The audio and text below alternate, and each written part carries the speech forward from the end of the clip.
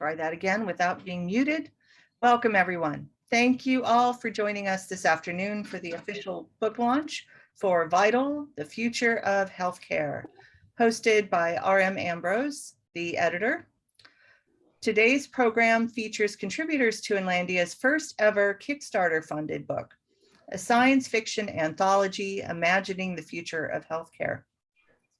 My name is Katie Porter, and I'm Executive Director of Inlandia Institute, a literary and cultural arts nonprofit based in inland Southern California. And we are the ancestral homelands of the Cahuilla, Tongva, Luiseno, and Serrano peoples. We respectfully acknowledge and recognize our responsibility to the original and current caretakers of this land, water, and air, and all of their ancestors and descendants, past, present, and future. Today, the Inlandia region is home to many indigenous peoples from all over the world, and we express our gratitude to them for allowing us to live and work on these homelands. So just a few housekeeping notes. Closed captioning is available for this event via the CC icon on the lower part of your screen. And please note that this is a view-only presentation and it is being recorded. If you have any questions, please type them into the Q&A box and we will get that to them at the end. And for our friends tuning in via the live stream on Facebook, welcome. Now I'd like to introduce our host. R.M. Ambrose is a writer of science fiction and fantasy and currently serves as assistant fiction editor and sometimes producer and narrator at the Hugo Award-winning Starship Sofa podcast. He attended Taos Toolbox in 2017 and is an affiliate member of Science Fiction and Fantasy Writers of America. RM guest edited an issue of Future Science Fiction Digest, a special medical science fiction themed issue.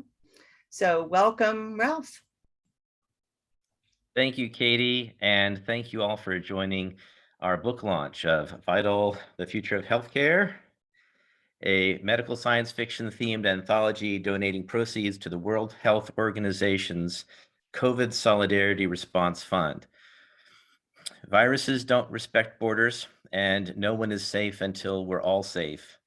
For that reason, I tried to include international perspectives on medicine. And today we have authors from the Czech Republic and Madrid, including a Spanish language reading with English subtitles, a story first published in Chinese, and a story by a Ukraine-born author, editor, and translator. Medical science fiction is really at the core of science fiction ever since Mary Shelley's Frankenstein. But the Russian invasion of Ukraine, as well as the growing social distrust within American society and elsewhere, has me thinking a lot lately about James White's prototypical medical science fiction series, Sector General. It might seem counterintuitive that violent times give rise to pacifist movements. How could nonviolence possibly be effective against violence? But Quakerism, the faith I was raised in and which is known for pacifism, emerged during the violent English Civil War period. And White's Sector General, an interplanetary space hospital serving all of the galaxy's life forms, which is staffed by doctors and nurses who are all devoutly pacifist, arose from the violent period in Northern Ireland called the Troubles. In fact, when political scientists Maria J. Stephen and Erica Chenoweth analyzed conflicts from 1900 to 2006, they were surprised to discover that nonviolent resistance was more than twice as effective as violent resistance. So it is my sincere hope that medical science fiction stories, such as the ones in Vital, can help heal our conflicted societies and nations, not just by speaking nicely to each other, but instead by confronting the difficult topics while recognizing each other's human dignity. So our first reader today is David Brin, NASA astrophysicist and best-selling author of The Postman, Earth, Existence, and Hugo Award winners Star Tide Rising and The Uplift War. You can check out his newest book, Vivid Tomorrows, Science Fiction and Hollywood. David's vital story, The Giving Plague, was nominated for the Hugo and Locus Awards and was written during the AIDS pandemic. David, thank you so much for joining us. Well, thank you for doing this great work. Katie, Ralph, Starship Sofa, pass my best on to Scotland, where our daughter has a PhD candidacy in science fiction literature. And of course, thanks to Inlandia Books. We each have a very short amount of time here, but this is one of the great nexus topics of science fiction. After all, we still wrestle with the things that our ancestors sometimes very cogently mythologized about, and that is the quandary of death. So I'm going to dive into, because you have a lot of wonderful authors to go through. I urge everybody to hang around, especially for Tananarive. But the stories in this anthology are way above average, and I'm honored to be included in it. The Giving Plague is about viruses, and it goes into some of the ironic ways in which viruses negotiate with their hosts. And negotiate, it's a very rough negotiation. It's a, shall we say, doesn't care that much about individuals, but species sometimes negotiate a modus vivendi, and a large fraction of our genes, perhaps as much as 10%, came from viruses, or came from other species brought to us by viruses. Anyway, we have a lot of speakers, so I'm going to just dive right in just for a couple of minutes. Katie, if you could wave at me when it looks as if I'm going to go over time. I don't want to trample on anybody. The Giving Plague. You think you're going to get me, don't you? Well, you've got another think coming, because I'm ready for you. That's why there's a forged card in my wallet saying my blood group is AB negative, and a medic alert tag warning I'm allergic to penicillin, aspirin, and phenylalanine. Another one states that I'm a practicing devout Christian Scientist. All these tricks ought to slow you down when the time comes, as it's sure to sometime soon. Even if it makes a difference between living and dying, there's no way I'll let anyone stick a transfusion needle into my arm. Never. Not with the blood supply in the state it's in. And anyway, I've got antibodies, so you just stay a hell away from me, alas. I won't let be your patsy. I won't be your vector. I know your weakness, you see. You're a vile, if subtle devil. Unlike TARP, you can't bear exposure to air or heat or cold or acid or alkali. Blood to blood, that's your only route. And what need had you of any other? You thought you'd evolved the perfect technique, didn't you? What was it Leslie Atchison called you? The perfect master, the paragon of viruses. I remember long ago when HIV, the AIDS virus, had everyone so impressed with its subtlety and effectiveness of design. But compared to you, HIV is just a crude butcher, isn't it? A maniac with a chainsaw, a blunderer that kills its hosts and relies for transmission on habits humans can, with some effort, get under control. Oh, old HIV had its tricks, but compared to you, an amateur. Rhinoviruses and coronaviruses and flu are clever too. They're profligate and they mutate rapidly. Long ago, they learned how to make their hosts drip and wheeze and sneeze, so victims spread the misery in all directions. Flu viruses are also a lot smarter than AIDS because they don't generally kill their hosts, just make them miserable while they hack and spray and inflict fresh infections on their neighbors. Oh, Les Atchison was always accusing me of anthropomorphizing our subjects.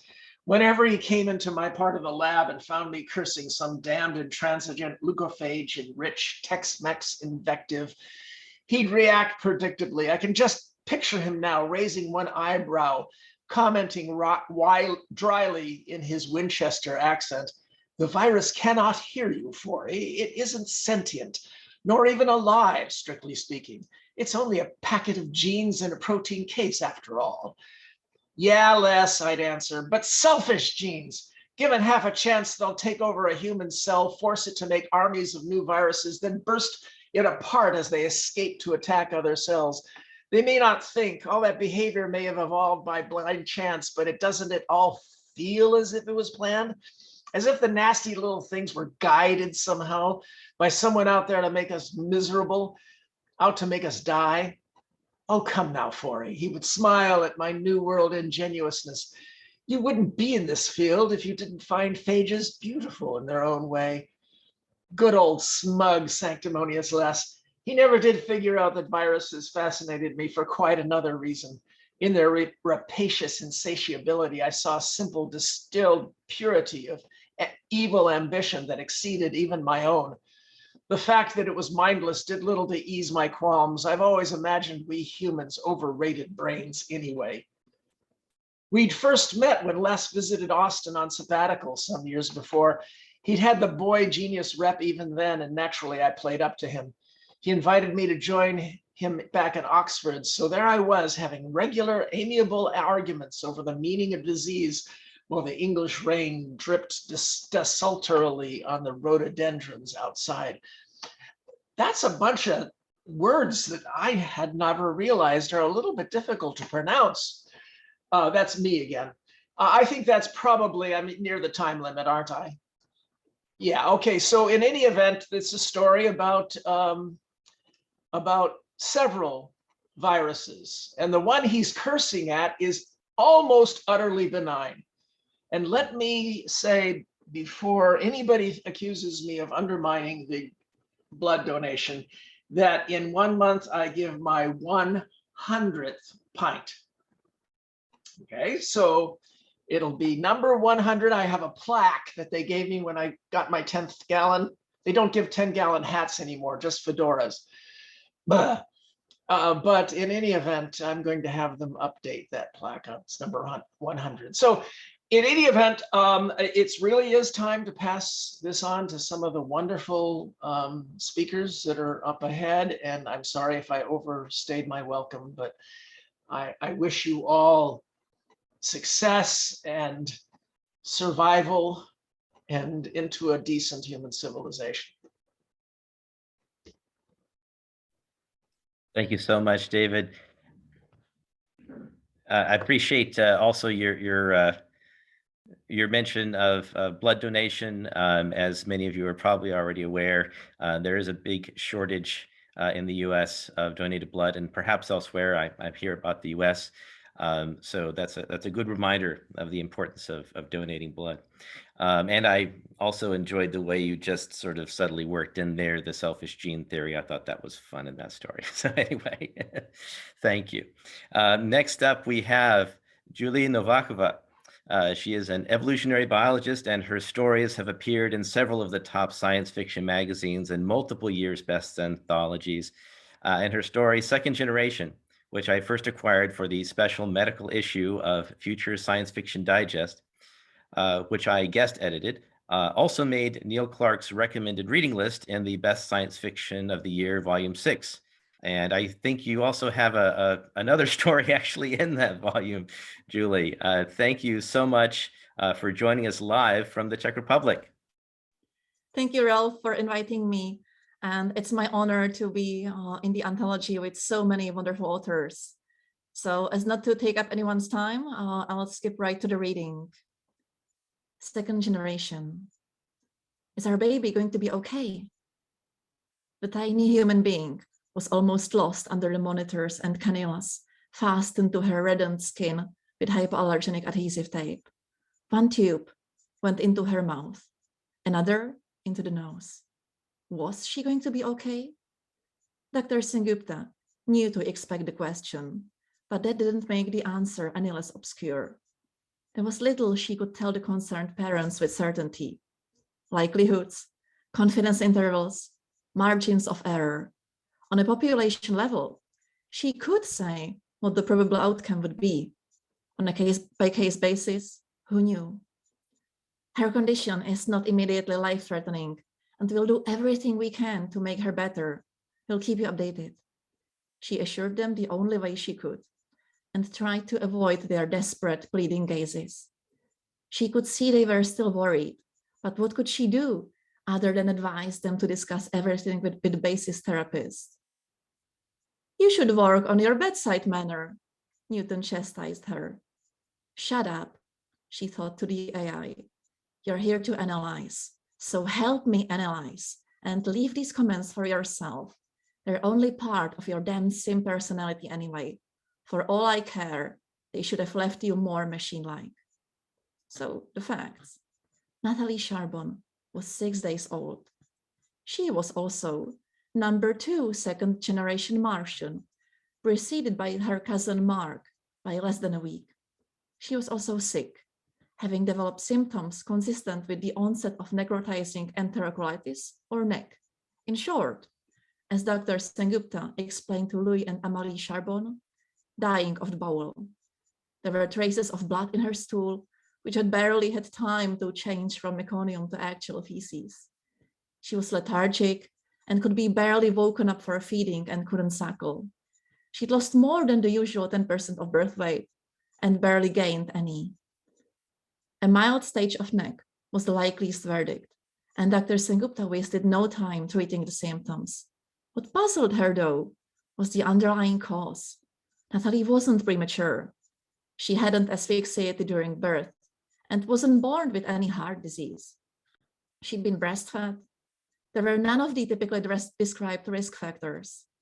She'd been born a healthy, full-term infant, her weight slightly above average, with all probability, intravenous feeding, biopatches, and tailored antibiotics would work its magic within a week or so and would decrease the symptoms enough to resume feeding her small, increasing doses of probiotics-laced breast milk. Still, it was a puzzle, and Dr. Sengupta did not like unresolved puzzles. Strange buzzing woke her up, and she felt disoriented before a voice in her head said, "There's another one." Later, Sengupta stared at the newborn boy with a sense of unpleasant déjà vu. Nathalie Charbon lay in her incubator just a few meters away, and now Mark Durand, her cousin, was almost as covered in tubes, tapes, as monitors as she was. So that's my snippet from the story, and I'll leave the resolution to you upon reading the anthology. I'll just like to add that we often imagine in science fiction and in real life that settling other planets such as Mars would solve many of our problems. But in fact, it could create many more. And we still know extremely little about how our physiology, how our reproduction would work on other planets. So this story was my attempt to tackle this question. And with that, thank you again for inviting me. And Ralph has the word. Thank you, Julie. Loved that story, and very deserving of the recognition there from Neil Clark. Next up, we have Justin C. Key, our third author. I'm very proud not just of the story that Justin contributed to the book, but also to be able to include a story, a really great story from a medical doctor. Justin is a psychiatrist specifically, and he wrote, "The Algorithm Will See You Now," especially for this anthology, which is just amazing considering all the other exciting work Justin is producing. Justin, thank you again for your gripping story. All right, thank you for having me. And I will dive right in from the beginning of the story. The Algorithm Will See You Now. Elena Harris didn't look depressed. The 28-year-old Black woman smiled at our receptionist and showed bright interest in the paintings on the waiting room wall. Why was she here? The algorithm assessment of her neural scans from her primary care doctor were unhelpful. Her referral note simply read, "Odd presentation, in need of therapy, no medical issues." I sighed. Odd wasn't a treatable disorder. I pulled up my own emotional calibration app on my phone, brought my heart rate down a few beats, and flattened my anxiety curves. They spiked whenever a Black woman like myself came through our door for a new appointment. The noise cleared. I called her in. "Dr. Hairston," Elena offered a warm, light handshake. "You're Black. Last time I checked." "I'm sorry, it's just, this is great. I didn't know what to expect." Oh God, I'm rambling. "It's nice to meet you too," I said. There was so much to gather from that first human interaction. from how she addressed me, to where she sat in the room, to her palpable energy. She wore a sweater despite us being at the height of summer. She took in what seemed to me every corner of my office, noting the decor, checking for the windows and the doors, cautiously curious. She paused at her neural display gracing the wall behind her seat. A patient's response to this was also informative. So, I said, what brings you to see a psychiatrist? Off that one question, she told me about growing up in the city, her parents' loveless marriage, her difficulties in college, the way her mind often worked against her. An open book, she was yet uninterpretable. The way she described her childhood in vague, distant terms suggested a repressed trauma. I didn't expect to get there in the first session. She finally sat back inside. I just feel like everything is hard, you know? Work is hard, friends are hard, living is hard. She glanced at me as if just remembering where she was. Not that hard though, don't get me wrong, I love life. I smiled. She relaxed. You mentioned things at home being stressful, I said. Tell me about that. I live with my best friend, Lauren. We've been besties since college and I love her, I really do. I sense a but coming on. Blue shifted to orange in some of her neural clusters. I focused on her body language, which spoke a similar message. The change in position, the nervous smile. This was the topic. We're very different people, she said. I love her. I need her. I don't know if she's a good friend for me, you know? If I'm good for her, seems I can never do enough.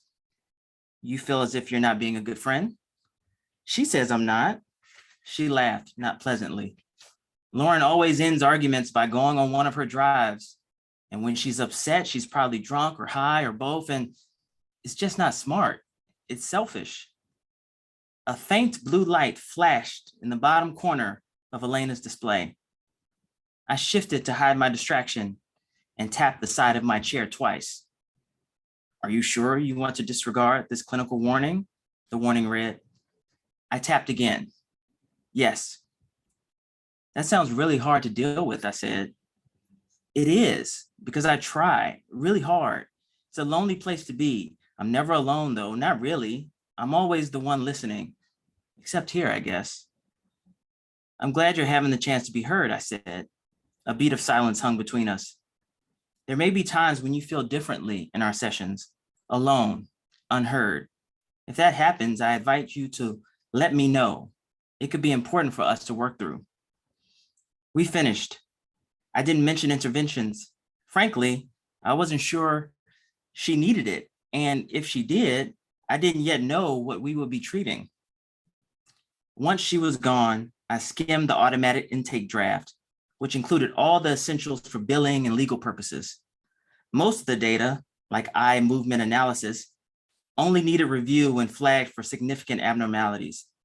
The meat was in the formulation, diagnosis, and proposed treatment. I frowned. The algorithm honed in on abnormalities in the brain's language and emotional centers and interpreted this as a psychotic process, which was clearly wrong.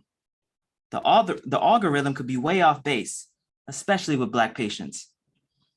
I deleted the assessment and wrote my own, spending some extra time noting that the benefits of continuing with her as a patient outweighed the risk of the compatibility flag. I checked my emotional state readout. I was slightly angry and anxious, foreign attributes in my own office. I recalibrated myself, went out to our reception area, and poured myself some herbal tea to enhance the calming effect. Thank you. So yeah, you know, as a psychiatrist, I often think about what my career is going to look like in the next 30 years, what the revolutions are going to be.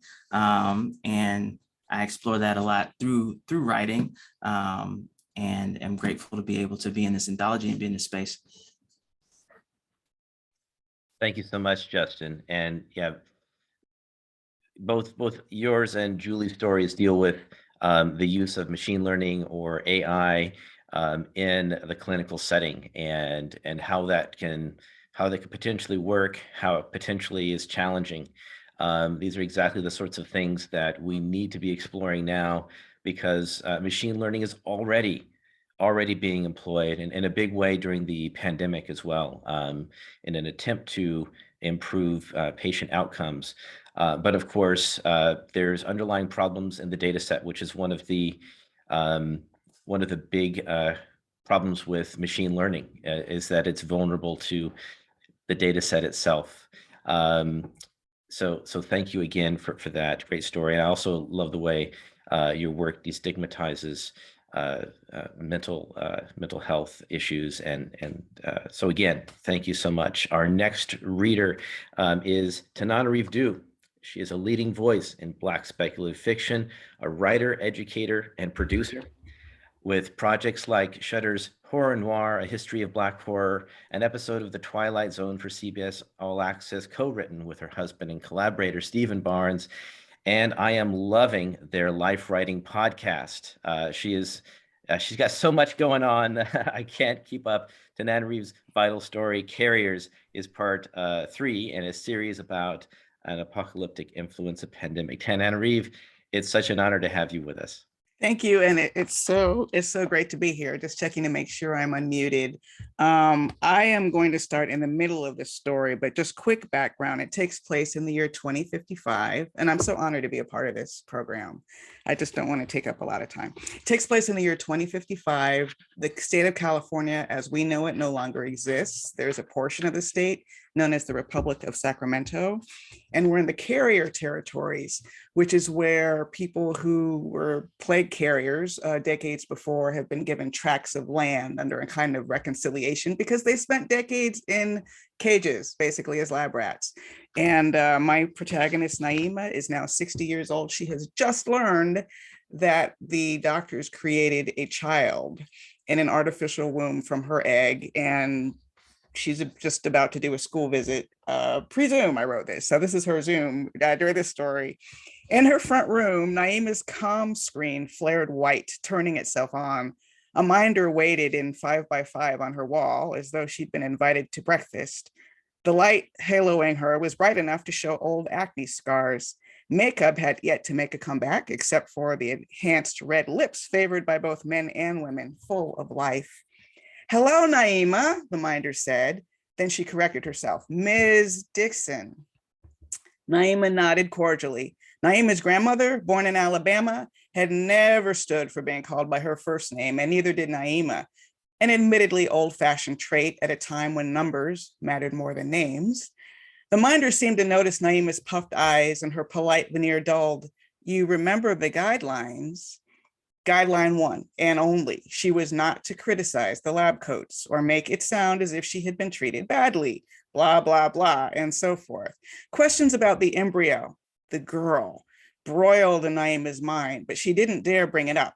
Maybe the marshals wouldn't come. Maybe she could still get her water credits. "Yes," Naima said, testing her thin voice. "We added younger students this year," the minder said. "Stand by." 3 smaller squares appeared and set beneath the girl's image, classrooms, the children progressively older in each. The far left square held the image of 12 wriggling, worming children, ages about 3 to 6, sprawled on a floor with a red mat. A few in the front sat transfixed by her image on what seemed to be a looming screen high above them. Every child wore tiny powder blue plastic gloves. Naima had to look away from the smallest children. She had not seen children so young in 40 years, and the sight of them was acid to her eyes. Hadn't Raul said the girl was 4? Naima blinked rapidly, her eyes itching with tears. Crying, she was certain, was against the guidelines.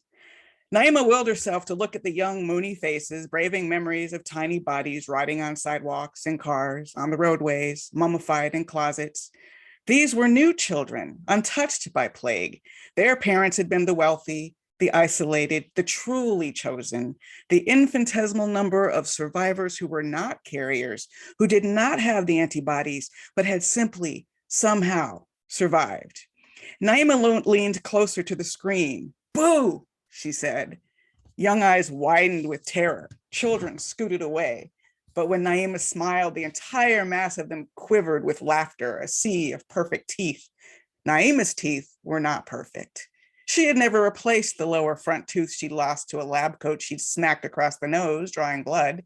He'd strapped her to a table and extracted her tooth on the spot without anesthesia.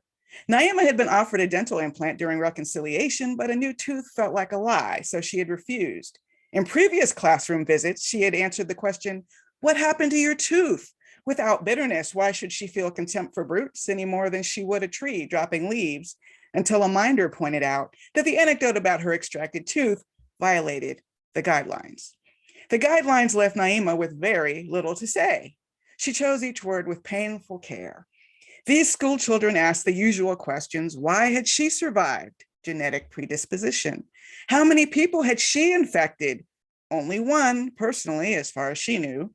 How many carriers were left? 15, since most known carriers were gone now. By the fourth question, Naima had lost her will to look at the children's faces. It was harder all the time. The girl who spoke up next was not yet 8. Her face held a whisper of brown, a girl who might have been hers and Raul's. "Do you have any children?" the child said. All of Naima's work gone, no composure, no smile, a sharp pain in her belly. "No, I've never had children," she said, "none that survived." Naima shot a pointed gaze at the minder, who did not contradict her. Maybe the minder didn't know about specimen 120. Maybe a bureaucrat had made up the story to tease Raul. "Okay," the girl said, shrugging, not yet schooled in the art of condolences. "What do you miss the most about the time before the plague?" An easy answer came right away, and it almost wasn't a lie. Halloween. When she explained what Halloween had been, the children sat literally open-mouthed. She wondered which part of her story most stupefied them: the easy access to sweets, the trust of strangers, the costumes. The host looked relieved with the children's enchantment and announced that the visit was over. A flurry of waving blue gloves. Naima waved back. She even smiled again. "Don't forget my water credits," Naima said from behind her happy teeth. But her minder's image had already faded away. And that is my excerpt. Thank you so much, Tananarive. Naima is a great character. I really enjoyed reading those stories. Thank you. All right, next up we have Eric. Eric Schwitzgebel is a professor of philosophy at University of California, Riverside, and part of the speculative fiction and cultures of science program. His op-eds on the future of technology have appeared in the likes of Los Angeles Times and Chicago Tribune, and his stories have appeared in FNSF, Nature, and Clark's World, including his captivating story, Fish Dance. Eric, thanks so much for joining us to read from this thought-provoking story. Yeah, thanks. I'll just start reading. Falling. Rebecca and I are falling. My daughter and I. So high, it seems impossible that we could survive. We're in the back seat of a taxi that is somehow unhitched from the arcing tracks between the skyscrapers. Theory 1. Your last thought is your least important. It's a dead-end wisp that will vanish in an instant with no effect on anything. Theory 2. Your last thought is the secret culmination of your life, potentially altering the significance of everything that came before. You might affirm it all, regret it all, have that final moment of redemptive insight. Theory 3. Your last thought is an opportunity, your one chance to undergo an intriguing death experience. Maybe an overdose of an amazing drug, maybe the feeling of surrendering to the sea in a storm against the cliffs. The wind mounted as we fell, whistling fearfully through the doorframe.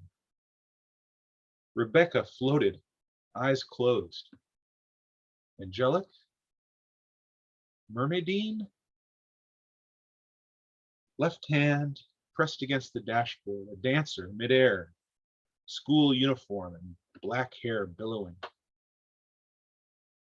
Her right hand brushed the taxi's soft interface, which wore an expression I had never before seen in an AI. Could a taxi know enough to fear death? I wanted to reach toward Rebecca, hold her, make my last thought a thought for her. She was drifting toward me, book bag elevating off her lap as her legs straightened. But my arms would not respond. I looked down at them and they seemed foreign objects. Instead of love, I thought, final thought would be that my final thought would be a final thoughts instead of love.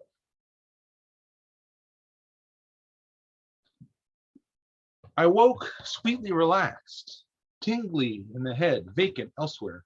I opened and closed my mouth, shaping a groan. It seemed somehow the perfect groan, with a new, interesting harmony from my chest cavity. The worried nurse who entered my field of view was the perfect nurse. Then came the perfect CEO of St. Vincent's Northeast, some perfect lawyers, my wife Sarah, with my perfect teenage son Abe, a team of angels drifting through honey.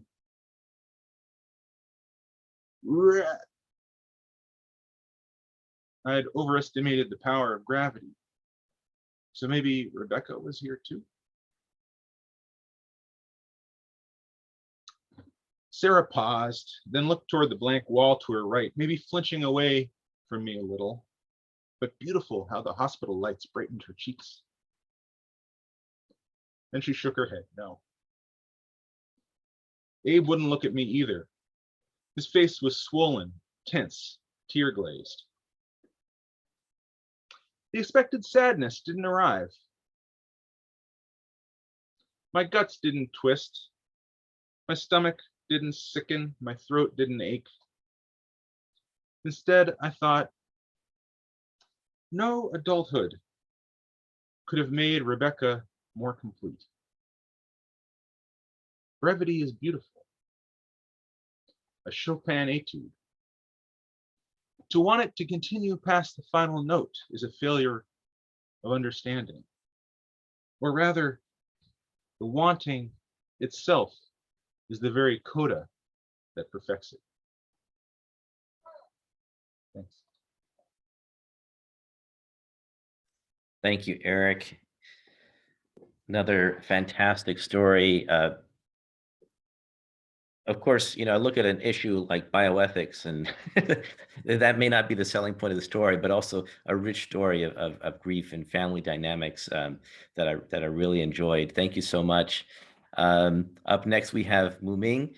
Her story, Color the World, was first published in Chinese and has been translated to Italian as well, but Vital is its first appearance in English. In addition to writing some award-winning and prize-winning fiction, Ming is also a software engineer at Google. Ming, I'm looking forward to hearing you read from your touching story. Thank you, Ralph, and all people around. I'm very glad to be here with the great authors. Also, the story has been translated to Japanese as well, and will be published in Japan, I think, this April. So I'm very glad that it has multiple translations. And also there is adaptation plan in the progress. Probably will be a animation, which I'm currently working with some animators and the producers for it. I'll be reading from near the end of the story. Basically, this is a story about colorblind language, color perception, and some kind of augmented reality technologies. So this is like a diary of one of the characters' mom. Amy will graduate very soon. She is a healthy, intelligent, and confident young woman, just about perfect in every way. She also knows how to take care of herself. With the retina adjusters in place, her color perception has been normalized. I no longer have to worry about how she might end up like Joe. I am getting old now. My time has passed, like all ages must. Now I can only try to recapture the bygone days from those increasingly foreign worlds. They are like mind caves that are sleeping in the darkness. It's the same with people. A terrible thought has been haunting me for late. Why do people like different colors? To Amy and Joe, the same lights translate into similar colors bordering on dawn. But in my eyes, they are so stunning that I can hardly breathe. Do people with normal vision really see them in the exact same way? Nobody really knows. Each of us is like an isolated mining cave within the dark, and we will never know how the physical world is reflected in the cave next to us. The truth of the physical world is like a formless gray fog, and it is our individual mind that gives it its actual shape. Our perception remodels the world for us, even though it's the only world we can ever know. What connects the cold, isolated caves isn't what we see, but what we say to each other. We can't define our individual experiences, but we can give them a standard name. It's with the help of these names that we fell in love with each other in such a mad, chaotic world. What a miracle it is that, even though Homer's age of wine dark has long passed, even though Joe's white is nothing like my own white, we can still share a trace of common feeling. You are drifting further and further away from me, Amy. There's nothing for me to do but to accept it and make my peace with it. All of us are too occupied with what we see so much so that we forget how to listen and how to speak. Your dad understood all of this, but he is gone. The diary ends here, and my hair is his daughter, Amy, though tightly shut, are brimming with tears. That's it. Thank you so much, Ming. I love the way this story deals with color, which I was always taught when I was studying anthropology that color is one of the things that how we see colors is such a human universal. It's had such a profound effect on languages and cultures around the world. While we might disagree from culture to culture, which shades of a color we would lump together as a red or a blue or a green and so on. When you look at what is the reddest red, what is the whitest white, what is the bluest blue, if a culture has a word for those different colors, there's an astounding amount of universal agreement on that. But of course, there are a lot of people who do see colors differently. And so this was a great reminder of that. And I also have a friend who's a retina specialist, and vision has so much impact on our interaction with the world, and to see how you have this impacting human society and culture, I just found so fascinating. So thank you so much. Next up, we have Sally Wiener Grotta, One Widow's Healing. Her story that won the 2019 Health Odyssey short story competition. When she wrote it and when I acquired it, we had no idea how prophetic the story's theme of virtual meetings and physical isolation would be.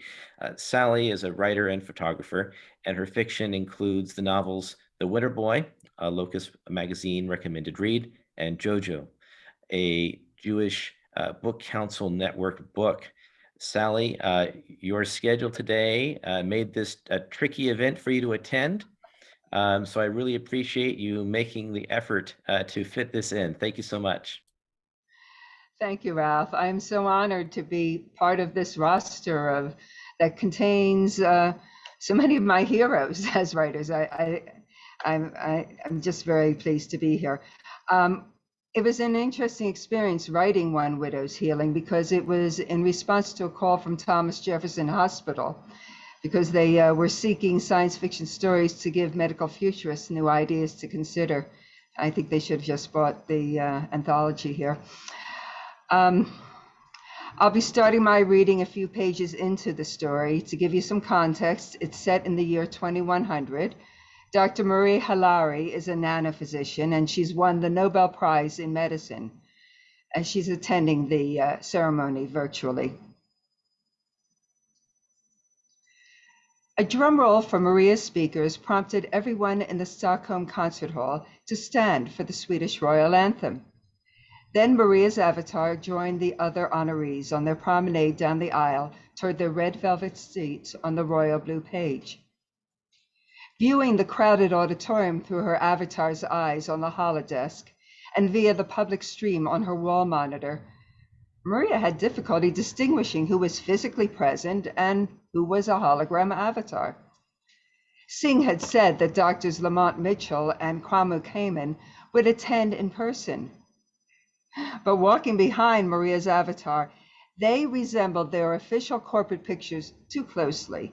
Perfectly trimmed beards, one pure white, the other gray, neat ear-length hair, exactly the color of their beards, and just the right touch of casual smugness. If they're not avatars, she wondered, what does it say about them that they chose to look artificial? Maria knew she was no genius, not like Mitchell and Kwamen, whose various cyber-medical innovations had changed the way medicine was practiced. She was in Stockholm, virtually, thanks to a mere intuitive leap prompted by a widow's loneliness, backed up retroactively by a decade of data crunching. Yet Mitchell and Kwamen had to share their prize with her, since their newest invention was based on her discovery. Her discovery, damn it! And here on the world stage, WLS would no longer be able to silence her.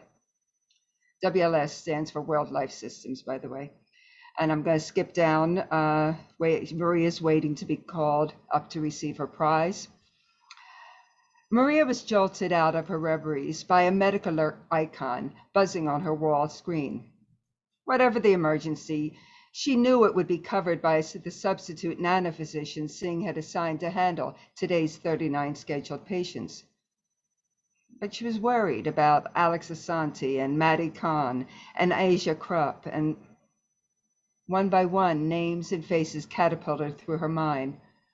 Maria couldn't help herself, even now in the midst of the most momentous event of her life, because they were her life. Maria had been chastised more times than she could count. You're online to check diagnostics and prescribe, not to engage in social diversions or invade individuals' privacy. Still, she had overstepped the bounds only when she felt it was necessary, never going far enough for WLS to carry out their threats of dismissal. WLS had changed tactics sometime between her paper's publication and Mitchell and Kwamen's unveiling of their robotic healing hands. Nowadays, her supervisors seldom threatened dismissal. Mostly, WLS ignored her, including any of her attempts to explain how and why the cyber hands were a travesty. Maria wondered if Mitchell or Kwamen had even read her paper, or had an assistant skimmed the abstract and concocted a one-line report focusing on a few key words: hands, touch, palpate, heal.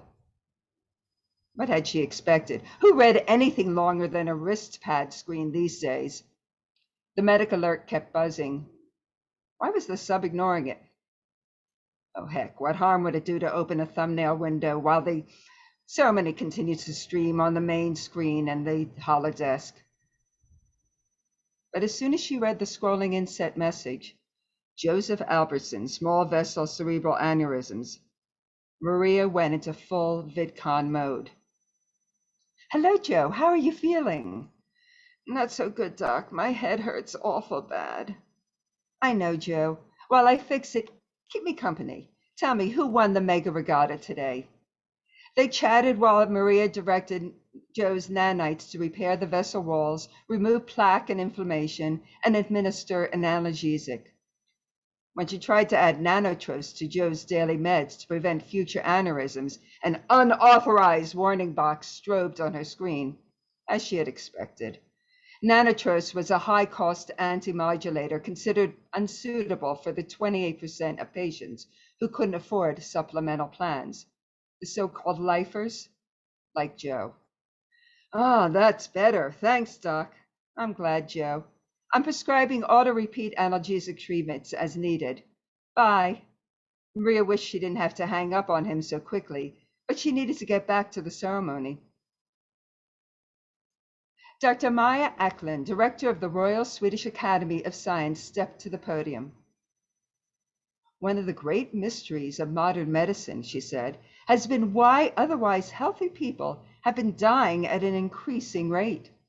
The whole life system provides consistent standard of life for everyone, combating the potential for illness and incapacity the moment our internal nanites detect a micro anomaly, often arresting disease or disability before any symptoms manifest. Yet mortality rates continue to rise. Subsistence standard for lifers, Maria sniped silently. You think you're doing them a favor, giving them base level nutrition, housing, and health care? Joe deserves better. Eklund droned on about Maria's meticulous analyses of over 20 million patient records. Then she launched into a gushing description of Mitchell and Quammen's implementation of Maria's discovery with their robotic healing hands.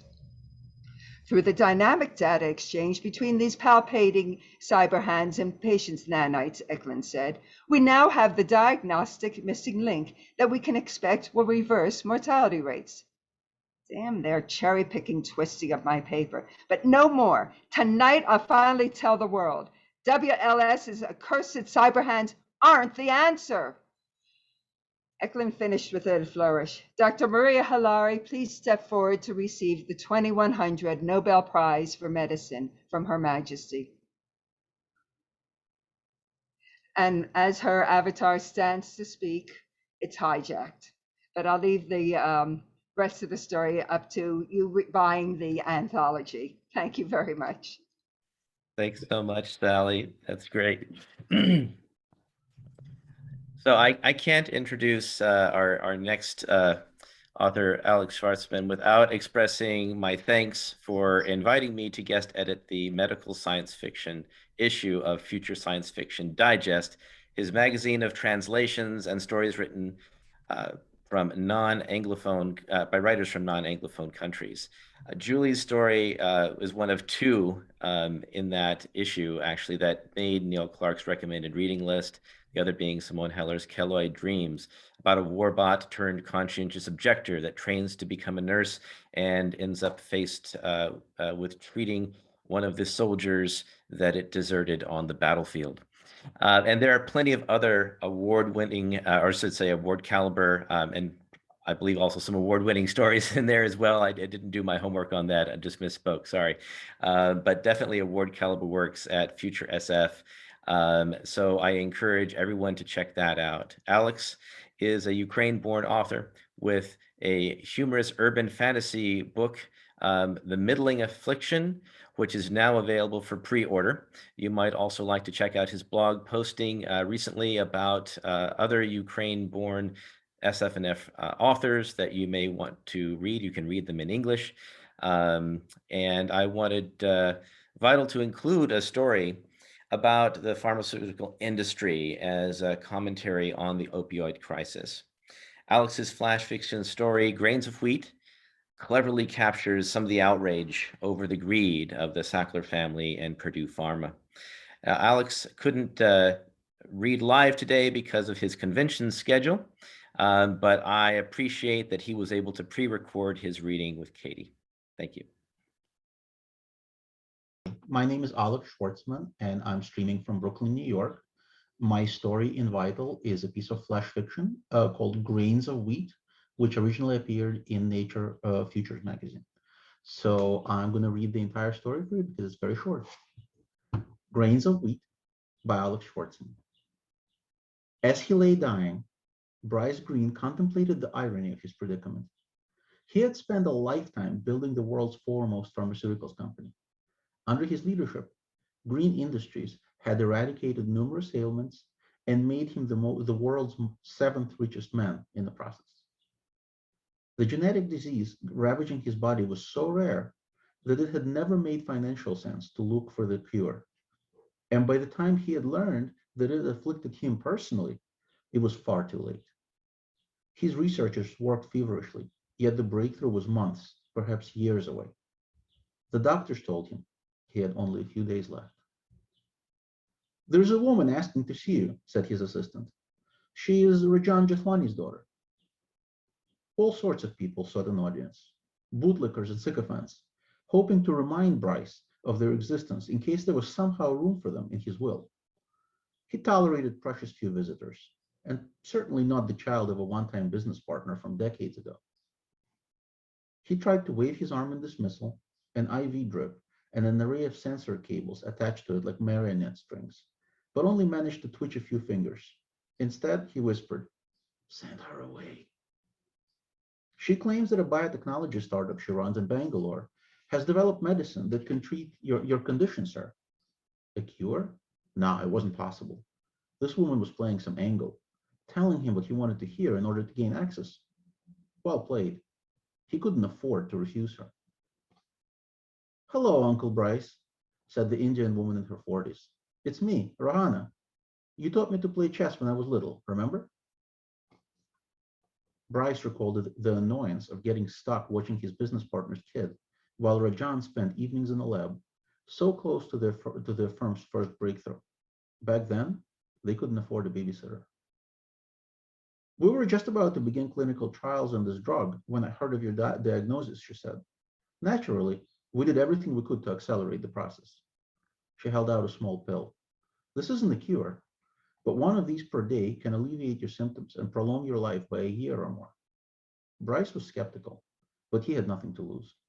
With her help, he gulped down the pill. Every day, Rahana Jethwani would visit and deliver another dose. She never stayed more than a few minutes or said much, but Bryce didn't care because the drug was working. He was getting stronger, feeling better than he had in weeks, beginning to eat solid food. On the 7th day, she handed him a sheet of paper along with the pill. "What's this?" Bryce asked. He was sitting up in bed, reading a quarterly report. He felt strong enough to work again. "Your bill for the first week." Aha. Bryce didn't believe in altruism, and Rahana's kindness was making him somewhat uncomfortable. He'd gladly pay for treatment. He glanced at the bill and suppressed a chuckle. It was a measly $127. Like her father, Rahana didn't seem to grasp that pharmaceuticals were always a seller's market, and consumers would reach as deep as they had to into their pockets when it came to their well-being. "Say, would you consider selling the formula, or perhaps the entire company?" "I don't think so," said Rahana. "When you taught me chess, you also told me a legend about its creator. Do you remember it?" Bryce shook his head. "Some ancient king liked the game so much that he let the creator name his reward. The man wanted wheat, 1 grain for the first square of the chessboard, then double the amount for each subsequent square. The king agreed, not realizing the enormity of the request." Rahana stared Bryce in the eye. "You told me that story around the time you forgot to reapply for my father's work visa. He was forced to move back to India and to sell his share of the company mere months before you made millions off his research. He died in obscurity a decade ago, but you didn't even know that, did you?" Bryce tried to say something, but Rahana cut him off. "You need 1 pill per day to live, and I am willing to supply them. Your first pill was $1, the second, $2, and so forth. It's a pittance now, but your 21st pill will cost over $1 million, and it will get really expensive after that. In the end, you'll either be dead or I'll own the company you stole from my father. And when I do, you and every other patient will receive care at rates they can afford." "How dare you blackmail me?" Bryce crumpled the bill in his fist. "I will bring the full resources of Green Industries down on your foolish head." "This isn't blackmail," said Rahana, "just a business transaction. Business the way you'd handle it. Going forward, you will wire the money each day and a courier will deliver the pill. Your scientists won't be able to reverse engineer the formula quickly enough. And if you try anything underhanded, the pills stop for good." She turned to leave. "The next time I'll see you, I'll either be in charge of Green Industries or attending your funeral. The choice is yours." She walked away, Bryce still holding the bill in his shaking hand. This story was part of Vital, And please consider picking up my next book, which is much funnier and less serious than this, called The Middling Affliction, coming out from Kasich Press on May 31st. The pre-orders are available now in all formats. Thank you.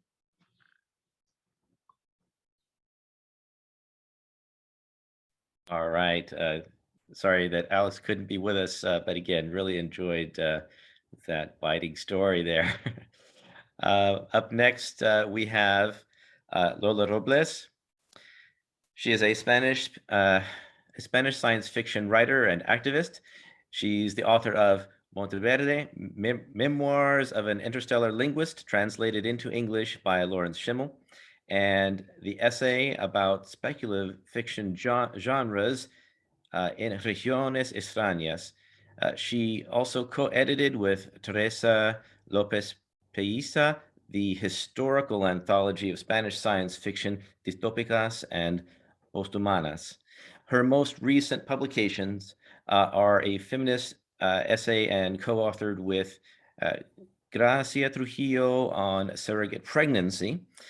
Due to the time zone difference between here and Madrid, Lola was not able to join us live, but I'm very happy to have her recorded reading of Sea Changes in the original Spanish, and we have English subtitles for those who do not speak the language.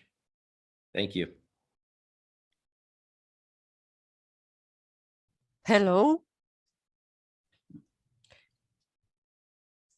Hello, I am Lola Robles de Madrid y voy a leer el comienzo de mi relato de ciencia ficción Mares que cambian.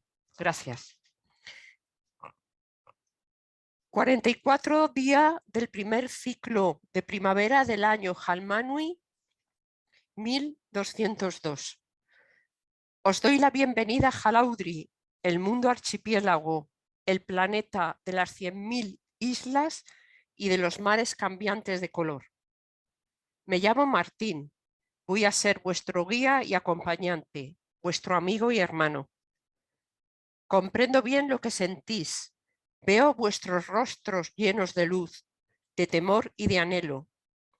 Sé que habéis hecho un largo viaje, que os ha sobrecogido el vértigo del espacio profundo y os habéis maravillado ante las bellezas siderales que en realidad son soles incandescentes.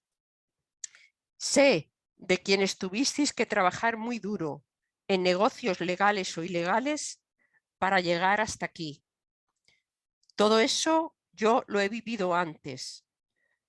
Hace 3 ciclos aterricé en este espaciopuerto. Estáis en la isla Lanza, desde donde un buque médico os llevará a Isla Central. El personal del barco se encuentra a vuestra disposición. Si tenéis escrito un diario, lo leeremos con sumo interés. Aquí están nuestras manos abiertas. Diario de Georgina, día 148 del viaje de la nave estelar Marco Polo. Yo quería alejarme lo más posible de la Tierra, pero me gustó ver desde la Marco Polo esa esfera azul profundo entreverada de nubes y continentes. La nave, aunque cómoda y rápida, no es un crucero transgaláctico, con lo cual el viaje ha resultado largo y fatigoso, aunque hayamos tenido tiempo de sobra para descansar. Las relaciones entre los pasajeros no han sido siempre fáciles. Somos 150 personas metidas en un espacio poco mayor que el de un submarino durante 5 meses. Por fortuna, los psicólogos nos han ayudado mucho y hemos hecho buenos grupos y amistades. De vez en cuando y por turnos podíamos mirar las estrellas. A mí me parecía hallarme perdido en medio del océano, en un barco diminuto, en una noche sin luna, con todo el firmamento sobre mí. O en un desierto, tras una jornada ardiente y sin embargo ahora con frío, contemplando desde la arena el cosmos con el mismo estupor que debieron sentir los hombres primitivos en las tinieblas de un mundo grande todavía sin dominar. constelaciones como joyas, gemas de luz dorada, diamantes de fulgor azul, perlas carmesíes. Estas son las metáforas que me invento porque yo nunca he visto esas alhajas. Cuando distinguí por primera vez Halaudri, su perfecta esfera en la distancia, sus mares de un verde intenso, pensé también en ese mineral cristalino que se llama esmeralda, o en selvas exuberantes, lujosas, o en aguas suboceánicas. Detrás del planeta aparecía un sol amarillo, resplandeciente como un escudo. A mi lado, Lili y Juan también guardaban silencio. Juan es creyente, es cristiana, y rezó una oración a un Dios que imagina amante y bondadoso, y yo nunca conoceré. Luego celebramos nuestra amistad y el fin del viaje, bebiendo vino a escondidas. Hemos cumplido escrupulosamente hasta este momento todas las normas. No probar alcohol, ni tabaco, ni drogas. Redactar nuestro diario, aunque yo he esperado hasta los últimos días para hacerlo. Incluso usar nuestros nombres oficiales, algo que los tres aborrecemos. Tampoco nos gusta hablar de patrias, a nosotros que hemos tenido que extrañarnos de nuestro mundo de origen, que vivimos exiliados en un cuerpo que nos resulta ajeno. Pero ahora tal vez nos encontremos ante nuestra casa, nuestra tierra de promisión. Fin. Gracias. And I wish I could thank Lola personally for that reading. But we do have one more coming up next here. We have Lawrence Schimel. He is a bilingual author and anthologist who has published over 120 books for readers of all ages, including The Drag Queen of Elfland, Tarot Fantastic, The Streets of Blood, Vampire Stories of New York City. He also is a prolific literary translator, most recently of Juan Boyoro's Bibliofantasy, The Wild Book, which is now out in paperback. Lawrence, who translated Sea Change in English, to English, also lives in Madrid, and his recorded reading also, you'll get to hear him read a little bit more of Lola's story.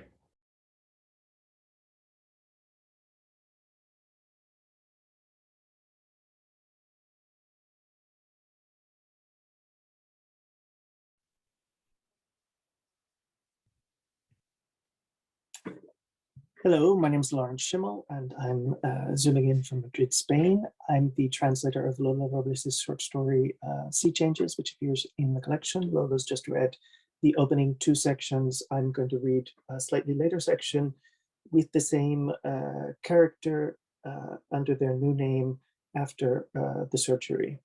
So this is the letter from Gabrielle to Martin. Desolation Island, day 72 of the second cycle of autumn, Jalmanui year 1201. Dear Martin, I'm glad to learn your good news and that of Leto. Sometimes Joanna writes to me as well. It is wonderful that your health is improving. I told you it's a question of time, and more must still pass before the production of hormones balances itself and your body changes as you desire. Have patience. The next plastic surgeries you must undergo will be minor compared to the earlier ones. Of course, I also think it is wonderful that you and Leto are so happy on your island. Not many people who come from more developed worlds can adjust to living here. Without a doubt, at first, the beauty of nature here seduces them. So many islands, and all of them so lovely. The sea, which is almost always calm, like the peaceful inhabitants who almost never get angry. Although, of course, the day they do, no one will ever forget it. You, for example, come from an overpopulated planet full of cities and technological advances. It would be understandable for you to wind up growing bored of so much beautiful landscape, of eating just fish and only occasionally lamb, lots of fruit and lots of mecca, with few delicacies. Even writing letters by hand that take days to reach their recipient must seem difficult and strange to you, having had at your disposal instantaneous means of communication, your computers and your telephones. Jalaudri is very backward in many aspects when compared to Earth, for example. However, Many of us have been very content here. This is not the case for others, especially since contact. For them, knowing that there are more inhabited worlds, that the sidereals scattered all of us throughout time and space, was a shock. Our first visitors told of the marvels of their distant planets. This perhaps wouldn't have been a problem if we'd been a people of fishers and gatherers, hardly beyond the age of metals, or simply a pre-industrial, pre-technological, and pre-scientific society. In that case, we would have viewed you as unreachable gods. But no, we had advanced greatly in specific fields, such as the medicine of gender. Why? Because for centuries, the Hammam men and women, overwhelmed by the burden of reproduction and nourishment, since they had to conceive, give birth to, and raise children, and in addition, fish, grow crops, and cook for themselves and for others, often preferred to become uk, filek, or ak jalmanui, conditions which were no longer considered anomalies, for they had become established over the centuries, even though they continued to be minorities. The social system of this planet has been for a long time a pyramid controlled by a minority, as occurs so often on so many worlds, with the Ak at the apex. They were the oligarchy holding the economic, political, and religious power. For their part, the Uks and Flieks devoted themselves to commerce, to service, to the growing industry based on electricity and coal, the health services and teaching. And below them all, the most numerous but the most subjected were the fully reproductive Jalmanui, the Mustaft and the Kaft, with the exception of the tribes of the Virginal Islands, who are thought to have been our original nucleus. They're completely patriarchal pirate warriors, where it is the men, the Kaft, who dominate the rest. For me and for many others, returning to this state would be a clear involution. It would even be so for a fundamentalist like young Corfu. Of course, we also don't wish to follow the path of technological development imported from other worlds as Cygnus advocates. Many of us prefer to continue traveling in ships powered by steam, sails, or oars, in electric cars or on foot instead of planes, ocean cruisers, or fast automobiles. We don't need them. If we offer people from other planets the possibility of coming to Jalaudri in order to transform their bodies, it is out of ideological convictions, not as a means of capturing intercredits. And what people like Cygnus will try to do is to transform our medicine into a galaxy-spanning business, without being concerned that our basic intention is to propose to those who arrive that what they really need to do is not necessarily to change their bodies so much as their minds. I understand your decision. I know you needed that complete transformation because you felt yourself truly male and not a woman. Otherwise, you wouldn't have gone through a surgical intervention whose results are unquestionably more perfect than the same operation on Earth, though just as painful. We've already spoken of this. Sometimes it is necessary, and other times not, to change your genitals in order to live in a specific way. We must be free to choose our identity, our behavior, and of course, what we do with our bodies as well. The problem lies in the fact that if the Jalmanui begin to traffic on a large scale with our medicine, as Cygnus proposes we do, others will turn up in search of other forms of enriching themselves. Doubtlessly, beneath our seabed sleeps that viscous black substance that seems to move everything, which your people are lacking and yearn for so strongly. Imagine what that would entail for this planet, for its waters and its atmospheres, its islands. In short, what you call its ecology. After half a century of contact with other inhabited worlds, we've managed to still preserve our own, but perhaps we won't be able to continue doing so. It is very good that Lito, Joanna, and yourself have decided to join our resistance. It will be a great help. Write to me whenever you want. Gabrielle. So that's a little teaser from the short story, which is told in sort of a mix of diary reports, live moments, and letters. So it's a fascinating, touching on healthcare, also ecology, lots of very current concerns through a scientific, science fictional lens. Thank you very much. Right, so that was our last reading, folks. I really enjoyed Lola's story, very thought-provoking about the medicine of gender. And the biology of gender is something that we're learning more and more about. It was actually after I graduated with my degree in anthropology, where I learned about genetics, and the thinking at that time was it was one gene we're looking at here. It's an X or Y, and that's what determines biological sex in humans. Of course, we know it's much more complicated in a lot of other animals, but that was the thought of humans at the time. But after 2000, there were other discoveries and genes that are involved even in human sexuality, and we're still learning so much about that. And so I thought it was really important to have a story that started to explore that as well. All right, so now all of our readings are complete. Now we can open things up for question and answer here. Please, everyone, if you have a question for any of us here, any of the authors who've read, please post those in the chat. I'd also like to open it up while people have a chance to type out any questions they might have. Any of the authors here on our panel who might have a question or something they wanted to say about any of the other stories, you are welcome to do so as well.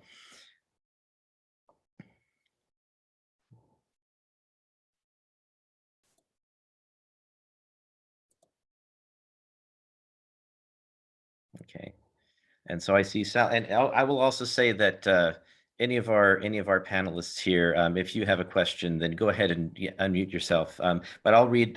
Well, Sally, I'll let you read yours that you just posted in the chat. Thank you. We have some interesting perspectives on the future of medicine here, and I would love to explore it even further with all of you. Looking back on the year 2022 from the future, how will our descendants have been changed in their perspectives on illness and health by whatever vectors are now forming during our current and hopefully ending pandemic? I'd love to hear anybody's perspective on that. Well, I'm far from an expert, but I would hope that what we are learning is that no one is an island in terms of pandemic. The Naima stories were about, and these were written pre-COVID, were about a devastating, almost event where just vast portions of humanity were wiped out. We got lucky with COVID that it isn't as infectious and as dangerous as the virus I wrote about in the story. But I think the lesson that we are painfully slow to learn as a society, just in this country, is this notion that healthcare is for some and not for all. And when you're dealing with a pandemic, of course, nations that are struggling to get vaccines, they've paid for them, but the shipments are slow, or they're getting expired vaccines. This whole idea that we can somehow treat some people and let others go on creating new variants is something that I hope we will learn from in the future. I don't know how much exact confidence I have in that, but it's a hope. Yeah. Yes, if I may, we've learned a lot about flaws in our own society and how a disease might be used for political purposes. It used to be that the protectors, the medical, the professionals, while deserving constant scrutiny and criticism, were also given some respect. And it seems to be part of the agenda of some of the political interests in our civilization to, I don't think that the medical community was disrespected by those political elements in that science was disrespected in order to spread COVID. I think it's the other way around. It became part of a war against all the professional castes. And it's ironic because medically speaking, as far as science is concerned, this was actually spectacular success. The mobilized elements of science swarmed on this virus and advanced our capabilities in coming up with new vaccines and new treatments at a huge accelerated rate that I think has probably daunted anybody out there who's thinking about biological warfare. I think it's probably rocked them back by a decade. So it may very well be, without our ever knowing it, that COVID was on the net calculation of overall extremely beneficial. that's a callous way to put it, but there are really strong reasons to believe that as a drill for things that are much worse. Of course, I'm in a position where I can be abstract. So, you know, what can I say? This is a position of privilege that I need to be aware of. In any event, I was deeply moved by all the other stories. I think that they showed compassion and a sense of future that is in the best spirit of science fiction, and I applaud you all. Thank you. Did anyone else have anything they wanted to add to that question? If I may follow up on Tananarive and David, I completely agree with them. And I think that the pandemic also showed that communication is really key in getting anti-pandemic measures across and convincing people that vaccines are beneficial and that we needed as many people vaccinated as possible. And it's great that Vital has been published, because I think that it's part of the communication. Science fiction can really get messages across to more people, to more audience than, let's say, official channels. And it can shape our understanding and perception of future and of our future challenges. So it's really great that there are anthologies showing how we think about future healthcare, about what we need to change in terms of both the science and technology and society, equality, access to medical care, and so on.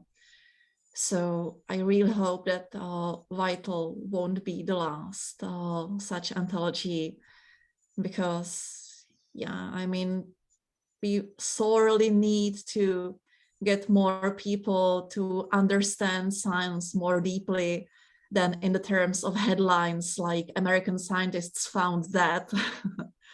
So, yeah, I think science fiction can hopefully help a bit. Thank you so much, Julie. Appreciate that too. Yeah, one of the first things that my first thought there, I think David had to go. Thank you, David. Tananarive's response, "I'm no expert," right? Reminded me of a recent article or essay by James Patrick Kelly, who's also has a story appearing in this book. You know, that not all science fiction writers are scientists, and we don't all have to be. I know we started out with a few scientists here in this reading, but definitely I think we all as thinkers, you know, we learn and we study these things and we have insights, and it's so great to be able to put something together like this with such great writers, as you mentioned before, Sally, heroes, right? So proud to be able to work with you. So honored to be able to work with you. I saw there was not seeing a whole lot of other points there in the chat. We are coming up on the time, I think, to wrap up. I want to ask a question. Do I get to ask a question? I think you do. Do I? All right, cool. Well, this is about process, and it sort of it piggybacks on what you were just saying, that we're not scientists, but I'm curious, how much time when you're writing these stories, what parts are imagination versus how much time do you do research to write these stories? Do you start with the research and then write, or do you write and then fill it in with the research, or anybody? I'll jump in really quickly. Sure. I like to joke, because I'm not primarily a science fiction writer. I'm primarily a horror writer. So when I do write science fiction, I like to joke that it's a spoonful of science helps the story go down.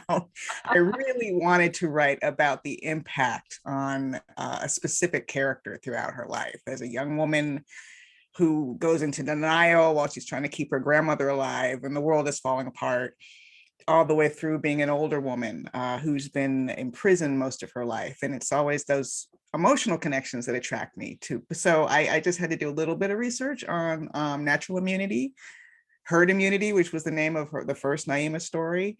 But honestly, once I have that spoonful of science, I'm all about who are these people and what are they going through. If I could jump in, I agree. It's really always about the human beings. And that's what makes science fiction valid for all of us, and interesting to read. So I always seek the story within the character, not within the science. And once I understand her, it's usually her arc and her story, then I call the experts. I'm lucky to have a nephew who is a nephrologist and an emergency physician. So I just call him for medical advice and then run it by a few other people. But science fiction needs to have the science right. You can't not have the science right because you have too many geeks reading it and you don't want to invalidate your vision. But if it's just about the science, then it doesn't belong in fiction. And it has to capture the imagination. It has to be about human beings or good robots. Yeah, exactly. And if I may, what I love about science fiction is how it allows me to connect different fields. So in second generation, I actually connected medicine to planetary science and space exploration. And being an evolutionary biologist who loves also astrobiology and planetary science, I did it quite a lot. And it's great that we can, envision future challenges that connect across fields. And science fiction, in a way, helps all of us be more interdisciplinary. For me in my process, being having gone through medical school, there's a lot of material that I already know. But I usually, in terms of especially with science fiction, like I'll start a project, and then if there are things that I need to know or don't know, like I'll do it as I'm going with the process, project. A lot of times I'll kind of immerse myself in things. Like I'll listen to a lot of podcasts, I'll do a lot of reading, while I'm doing it. And then if there's something that I don't know, I need to spend more time on, I may put like notes to myself or, so that I can come back. But there's usually, I think sometimes when I have like the genesis of an idea and it's something that's kind of a little bit more so outside of my wheelhouse, I'll start it and then, maybe I'm just reading a lot about it or listening to a lot about it to kind of get into that mindset. And then of course, if there's like the details of things or the nitty gritty, then I kind of know where to look from. And part of that is from the medical training. I think the problem is on the other side is then, how do I translate that to the writing? So it's, I sometimes think of myself as kind of a bridge as both a psychiatrist from, the medical world to my patients and with writing, how do I make sure that because I put it as dry as it is, that I learned it on the page, that's not going to be entertaining to anybody. So, yeah.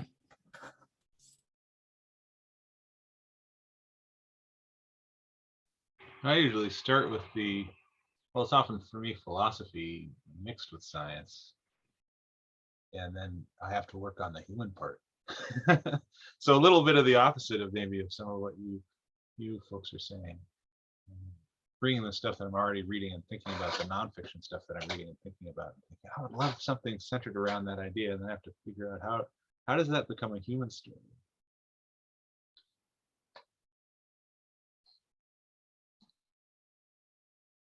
Any other last responses to that or a last question from anyone?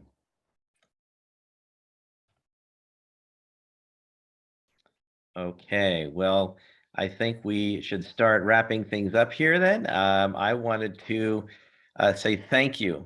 Thank you to all of you amazing writers for your stellar stories and of course for taking the time to participate in this launch event.